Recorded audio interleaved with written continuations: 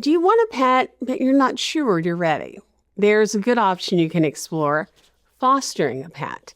June is Foster a Pet Month, and here in the Milwaukee area, local shelters and rescues are there to help you decide what's good for you and the pet you might want to foster. Sarah Caspary is with the Humane Animal Welfare Society in Waukesha. Thank you so much for being with us. Yeah, thank you for having me.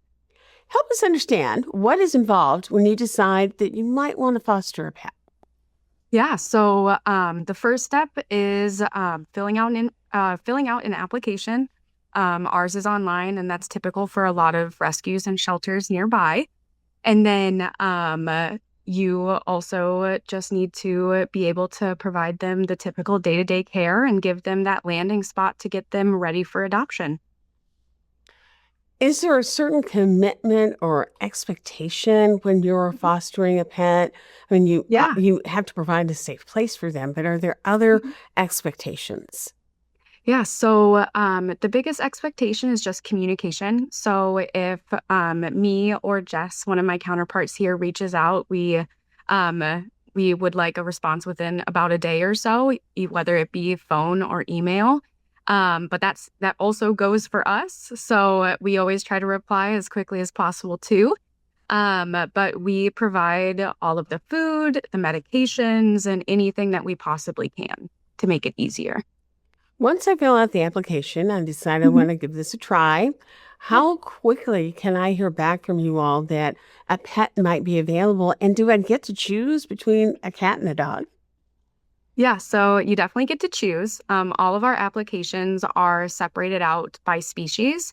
So we've got a cat application, which also includes kittens. We've got dog application, and then we've also got our small animals application, where that's things like rabbits, guinea pigs, and all of the little tiny critters. So, yeah. So if you want to foster and you like animals, there's pretty much a potential for you no matter what. Yes, yeah. And whenever we have an animal that is in need of foster, we send out an email to everybody who has that selected as their species that they're open to having in their home. And we provide some basic information, what the commitment looks like, as long as we know what the commitment looks like from our vets or anything else that's going on, just so then any foster knows kind of what the future looks like. How long can that commitment be, or can it just be for a really short period of time as well?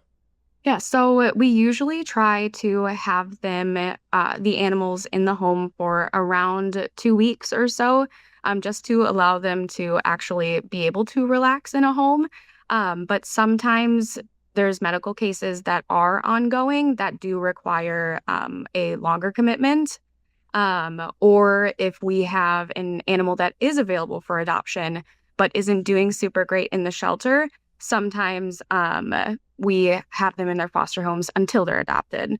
So, Why is it important for animals to be out of the shelter and into homes? What's the benefit for animals when yeah. they have that opportunity to be fostered?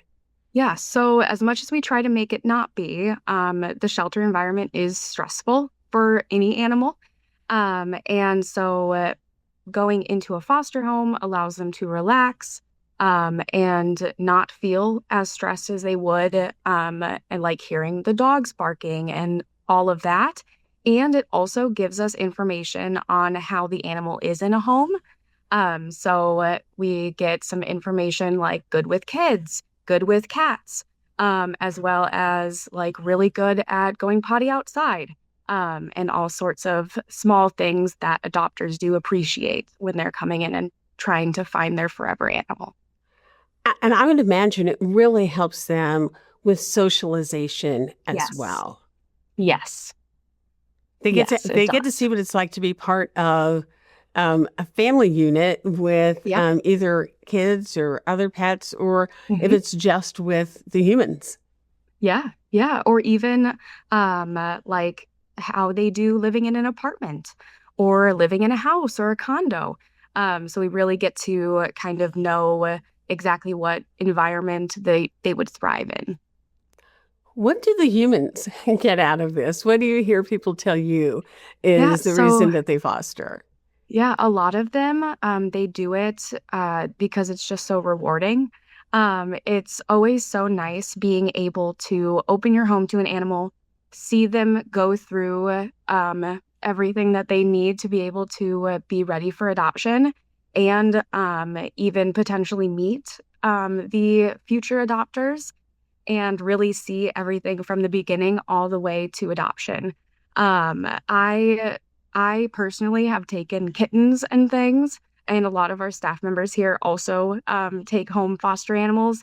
And so the most prevalent thing that I hear from fosters or staff fosters is really just being able to see it all through and really just think of that animal and what kind of home they're going to be in the future, and know that you were a vital part of that process for them.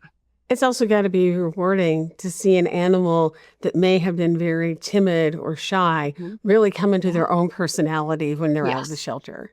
Yes. Yeah. So let's say I think I want to adopt a pet, but I'm not sure. Can I Mhm. foster that pet first and then make that decision? Yeah. And So, if I mhm. decide it's not going to work out, that's still okay, right? Yes.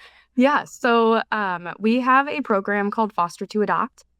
It's something that is relatively new in the shelter world, but it is a 2-week trial almost, where we can support the individual in opening their home to the animal, whether it be behavioral or medical.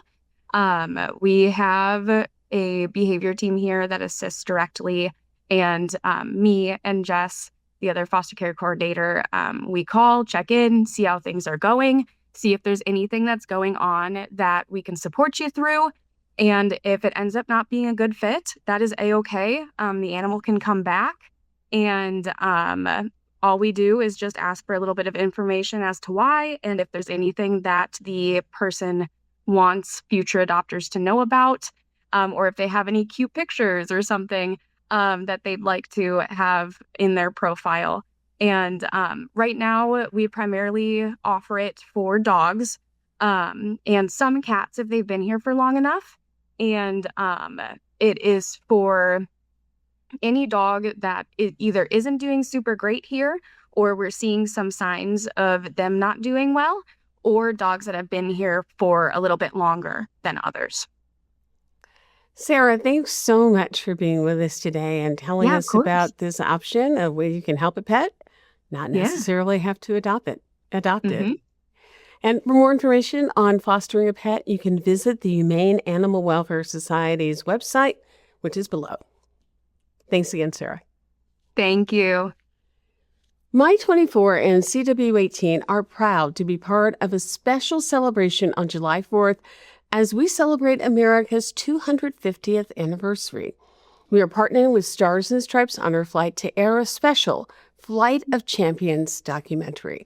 Sponsored by the Milwaukee Brewers, the Milwaukee Bucks, and the Green Bay Packers, the film follows 180 veterans as they take the trip of a lifetime to Washington, D.C. to see monuments built in their honor. It's a homecoming some vets never had, with special tributes from some of their sports heroes. Tune in July 4th at noon on My 24, right after our coverage of the 4th of July parade in Racine. There's a repeat showing of the documentary on July 11th at 7 p.m., also on My 24. We're right back.